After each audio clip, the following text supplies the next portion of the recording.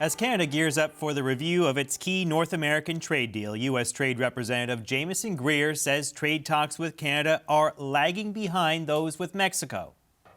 This week we are having our first formal negotiations with Mexico on the USMCA, and we are doing it just as the President said. We're having talks separately with Canada, but we've moved along with Mexico. Canada is behind on this. With Mexico, we're already at the stage of some formal talks. With me now is Jean Charest, member of the Prime Minister's Council on Canada-U.S. Relations. Nice to see you, Mr. Charest. Thanks for coming on. Thank you, JP. So as you heard in that clip, Jamieson Greer, the U.S. Trade Representative, says Canada is behind on CUSMA review negotiations. Do you think that's all bluster, or is there some truth to what he's saying?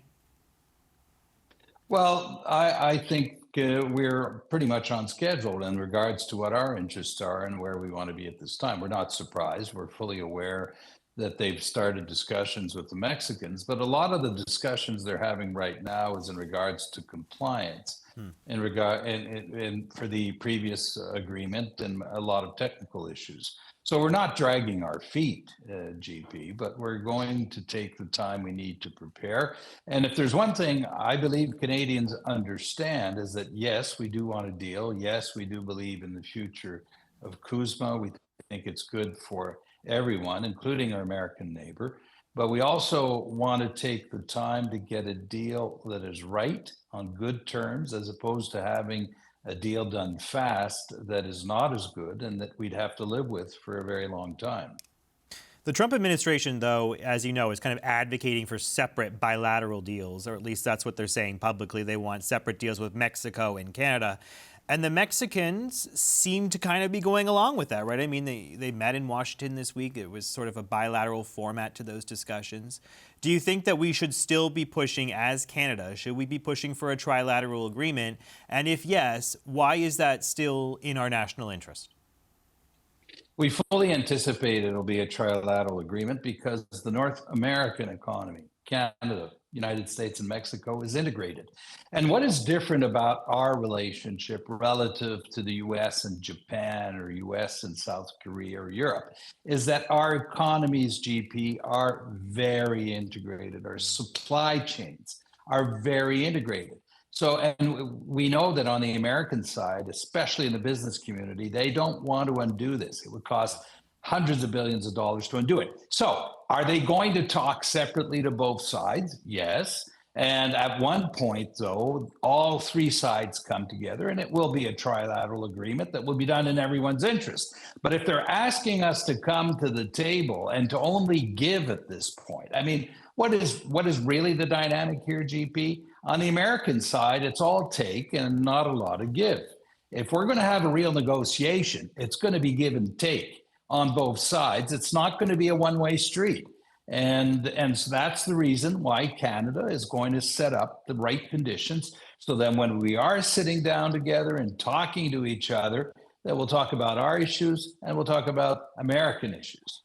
And this is also kind of how, like, NAFTA, the renegotiation played out, right? I mean, the United States and Mexico kind of got together. They settled some of their bilateral irritants back in 2018. Canada was brought in at the last minute, and then a trilateral deal sort of came together quickly. It seems like maybe that's what we're seeing here, right? It could be sort of a repeat of what we went through with NAFTA. We expect that there'll be those, an instance where the Americans will talk to the Mexicans and the Americans will talk to us. But you're right. In the end, though, it's going to be a trilateral agreement where we play on the strengths of each country and each place. And we continue to build what is actually one of the most powerful continental economies in the world, this North American economy we have. But back to what I was saying a moment ago, it's give and take. It's not all take, as the Americans are often trying to do. Yeah, in terms of take, we kind of know what the Americans want. They've been sort of public about it, right? They want to drop the liquor boycott that's in place since the tariffs went into effect. They want better access for American dairy. They want Canada to abolish the Online Streaming Act, which essentially brought some of the tech giants under Canadian broadcasting rules. Those have been framed as must-dos, right? Jamieson Greer presented that list to Congress at the end of last year, and that's what he says Canada has to to accomplish if they want to get some sort of positive review underway. Do you think it's a certainty at this point that Ottawa will have to cave on some of these things, that we will have to make concessions if we have any hope of getting to a positive end result with this review?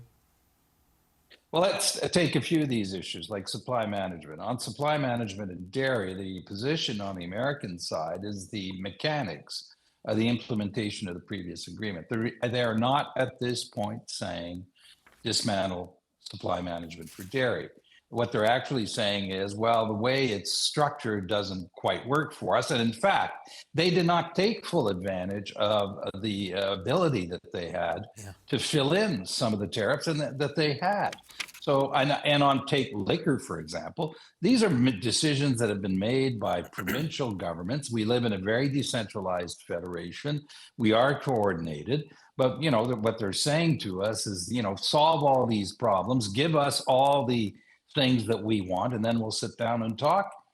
This is a negotiation. If we are going to be moving on certain issues, they need to move on other issues.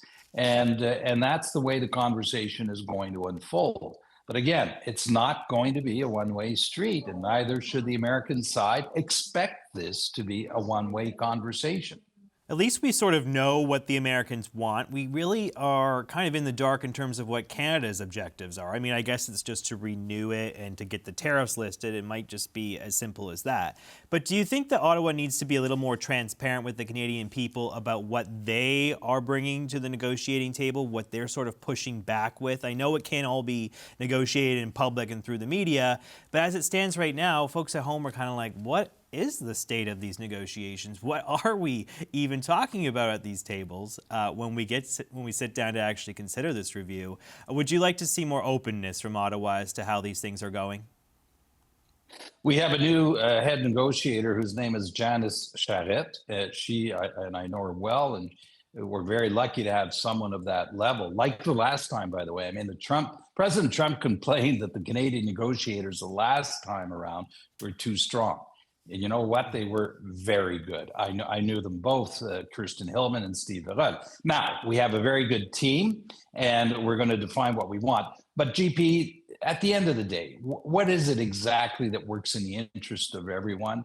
It's access, tariff-free to the American market, as much for our businesses, for foreign direct investment we want to attract. Now, there is the issue of the tariffs on steel, aluminum, on cars, on softwood lumber, that are major issues on which the Americans, frankly, in their own vested interest, should be moving. I think of aluminum right now with this conflict in Iran, where they've lost major suppliers in the Middle East, and they're not going to build a smelter within the next few years. And the price of aluminum. And steel is another very good example as an input. So these are things on which the Canadians also want our American counterparts to move, because it's in the interest of the United States and the interest of their consumers, and in our interest also to have a better, more integrated market.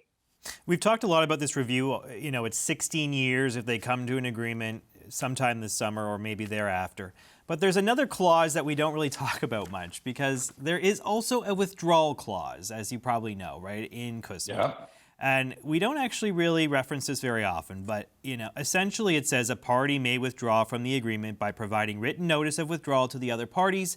A withdrawal shall take effect within 6 months. So there is still the possibility that Trump could just walk away, despite what you've said about how this agreement really is in the United States' best interest. We've seen him look past that before.